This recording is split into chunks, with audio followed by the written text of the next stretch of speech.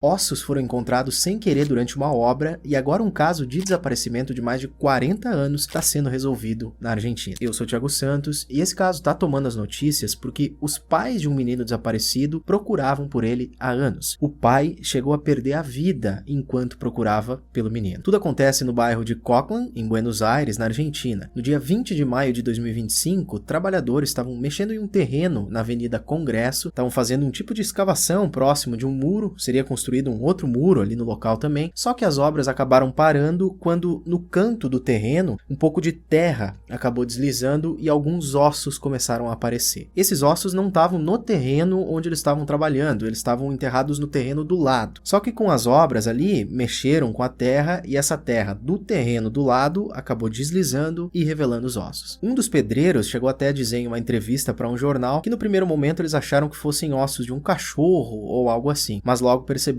que não, que eram ossos humanos enterrados a mais ou menos 40 centímetros de profundidade. Os pedreiros chamam então a polícia, que isola o local e aí começa o trabalho da perícia. Rapidamente essas notícias aí se espalharam e nesse mesmo momento tem um detalhe bem importante aqui do caso que torna ele ainda mais famoso na Argentina. Nesse terreno onde os pedreiros estavam trabalhando, há muitos anos atrás o cantor argentino Gustavo Cerati tinha morado por um tempo. E no começo desse caso, até tinham notícias de que esses ossos tinham sido encontrados no terreno onde era a casa desse cantor, mas isso não é verdade. Os ossos estavam no terreno do lado. De qualquer forma, a relação ali da região com o nome do cantor acabou ajudando para esse caso ser divulgado. Bom, no trabalho inicial ali da perícia, eles encontraram 151 fragmentos de ossos enterrados junto com alguns outros objetos. Tinha um relógio Casio com calculadora, uma gravata escolar, uma moeda japonesa e um chaveiro. O relógio e esse chaveiro foram os objetos talvez mais importantes aqui, porque com a data de fabricação desse relógio se definiu já de cara mais ou menos a data, o tempo que aquele corpo poderia estar ali. Os relógios desse tipo, dessa marca Casio, tinham sido fabricados a partir de 1982, então não tinha como ser antes disso. Mas o chaveiro foi ainda mais importante no caso, porque foi através dele que um familiar de um menino desaparecido desde o ano de 1984 conseguiu relacionar os ossos achados com a possibilidade de ser o parente dele desaparecido. E a gente já volta nisso porque antes teve o trabalho bem importante de antropólogos forenses. Assim que os ossos foram encontrados, eles foram para as mãos da EAAF, Equipe Argentina de Antropologia Forense. Eles que fizeram todas aquelas análises minuciosas e definiram que esse desconhecido tinha perdido a vida de forma violenta. Aquela pessoa tinha sido atingida por várias punhaladas, e a principal delas na altura da quarta costela direita. Mas também tinham outros sinais e marcas em outras partes dos ossos. E mais que isso, de acordo com os peritos forenses, tinham indícios de que alguém tinha tentado repartir esse corpo, desmembrar as partes. Isso foi descoberto porque foram encontrados sinais em alguns ossos,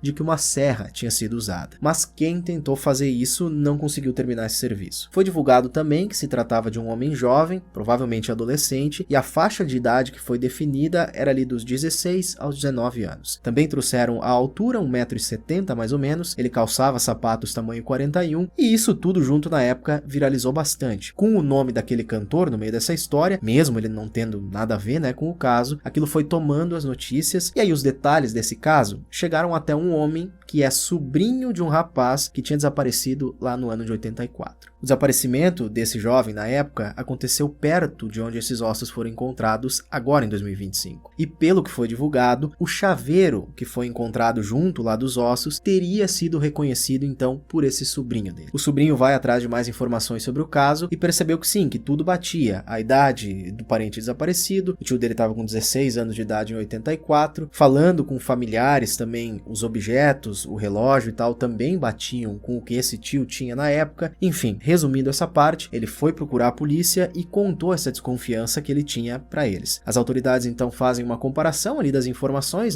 e veem que realmente era tudo compatível. O sobrinho então leva a avó dele, a mãe desse rapaz desaparecido, para fornecer o DNA dela, e aí deu ok, foi 100% de compatibilidade. Os ossos eram de Diego Fernandes Lima, desaparecido em 1984. E esse desaparecimento foi assim: no dia 26 de julho de 84, uma quinta-feira, o Diego almoçou com a mãe dele em casa e por volta das 2 da tarde mais ou menos, ele disse para a mãe que ia encontrar um amigo. Que amigo era esse, ele não falou na época. Mas o que se sabe é que depois de encontrar então esse amigo, era para ele ir para a Escola Nacional de Educação Técnica, que era onde ele estudava. Beleza, a mãe deu tchau então pro filho e ele foi. O dia ali então foi passando e eram por volta das 8h30 da noite já e nada de ele voltar para casa. Foi quando a família percebeu que tinha que ter algo de errado porque isso não era costume do Diego. Eles primeiro procuram por amigos dele, ninguém tinha visto o menino, foram até a escola também, lá eles também não encontraram nada e aí eles vão até a polícia. Só que, de acordo com os familiares, a polícia não tomou nenhuma providência. Bem pelo contrário, eles disseram que era para a família se manter calma porque o Diego provavelmente tinha fugido com uma namorada ou algo assim. Só que a família já logo disse que sabia que ele jamais faria isso, não era do perfil dele. Eles voltam então para casa naquela noite e assim o tempo vai passando. Nos anos seguintes, a família por conta própria teve que procurar, principalmente o pai, que se chamava Juan Fernandes, procurou sem parar pelo filho. Ele mesmo fez panfletos com as fotos do menino, colou lá pela cidade, ele juntava e seguia pistas, ia também para outros bairros e outras cidades. Em uma dessas buscas, ele acabou perdendo a vida em um acidente enquanto estava procurando pelo filho. A mãe do Diego, hoje com 87 anos, ela nunca trocou o número de telefone da casa deles, ainda esperando que o filho talvez pudesse algum dia tentar voltar para casa ou tentar entrar em contato. A família denuncia também que nunca teria recebido ajuda da polícia nesse caso. E agora, então, em 2025, aconteceu a descoberta desses ossos e a polícia descobriu também que na casa que fica ali nesse terreno onde os ossos foram encontrados, morava e ainda mora um homem que agora está com 56 anos de idade, mas que lá na época tinha sido colega de escola do Diego. Parece que no ano de 1983, um ano antes de ele desaparecer, eles tinham sido colegas. Mas, pelo que se sabe, eles não eram amigos próximos, de acordo com as informações até agora. Eles se conheciam sim, mas não era aquela amizade, né, de andar juntos o tempo todo e tal. O que acontece que torna esse homem o principal suspeito é que, de acordo com as notícias, ele teria conversado com os próprios pedreiros lá da obra, logo depois que os ossos foram encontrados, e teria dito que ali, nesse terreno onde ficava a casa dele, antigamente tinha uma igreja, e aquilo poderia, segundo ele, ser restos de um cemitério antigo ou algo assim. Ele teria dito também, nesse mesmo momento, que há muito tempo atrás eles tinham chamado um caminhão de terra para colocar terra ali na casa deles, e esses ossos, segundo ele, poderiam ter vindo junto com essa carga de terra. Só que até o momento que eu tô fazendo esse vídeo agora, esse homem não foi acusado de nada. Até por isso que eu não tô colocando a imagem, a foto dele aqui, né? Ele é sim suspeito, só que as investigações ainda estão rolando por lá e a polícia tá tentando entender como que tudo pode ter acontecido, qual que era a relação desses dois meninos na época e devem, claro, ter atualizações nos próximos dias, nos próximos meses e eu trago aqui de novo. O fato é que 41 anos depois, a família sabe pelo menos uma parte, né, do que aconteceu com o Diego Fernandes Lima.